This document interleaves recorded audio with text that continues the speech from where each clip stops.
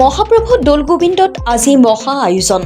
প্ৰভু আজি সিংহাসনত বহি পৰিভ্ৰমণ কৰিব।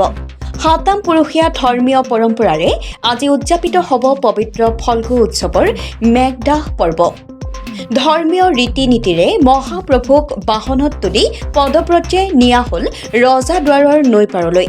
মহাপ্ৰভুক সাদৰ সম্ভাষণ কৰি নৃত্য গীতেৰে ৰাইজে লৈ গ'ল নৈপাৰৰ ৰভাঘৰলৈ নি মহাপ্ৰভুৰ স্নান পূজা অৰ্চনাৰে মেঘদাহ কৰা হ'ল।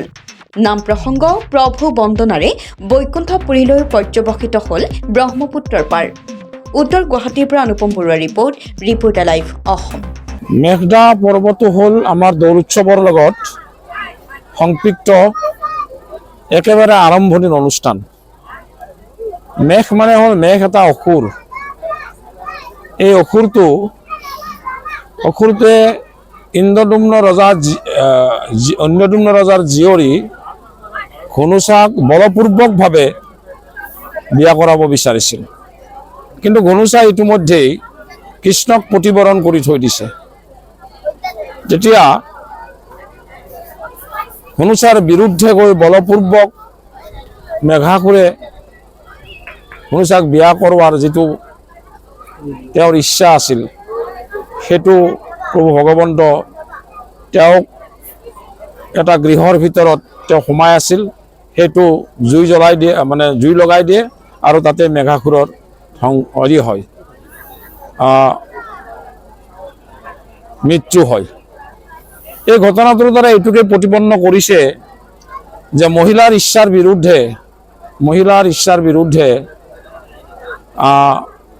কোনোৱে বলপূৰ্বক কোনো ধৰণৰ কাম কৰাটো উচিত নহয়, আৰু সেইটোৱেই ইয়াৰ যিটো তাত্ত্বিক অৰ্থ। আমি এই কাহিনীটোক ইয়াত প্ৰতীকী হিচাপে আমি উদযাপন কৰোঁ, আৰু আজিৰ এই মেঘদাহ পৰ্বৰ পিছত প্ৰভুক আকৌ প্ৰত্যাৱৰ্তন কৰিম মন্দিৰ প্ৰাংগণলৈ, কিন্তু তেওঁক মণিকূটত আমি স্থাপন নকৰি সাতবাৰ পৰিক্ৰমাৰো তাত এটা তাত্ত্বিক অৰ্থ আছে। 7 বাৰ পৰিক্ৰমা কৰি আমি প্ৰভুক দৌলত স্থাপন কৰিম। স্থাপন কৰাৰ পিছত কাইলৈৰ পৰা আমাৰ মহাপূজা আৰম্ভ হ'ব।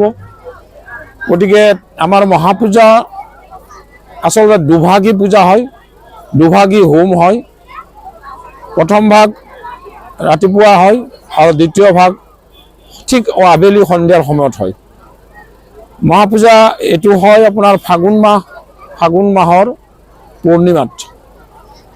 তাৰপিছত আমাৰ বাকী 3, 4 আৰু পঞ্চম দিনা, তৃতীয়, চতুৰ্থ আৰু পঞ্চম দিনা আমাৰ নিত্য নৈমিত্তিক পূজা সেৱা হয়।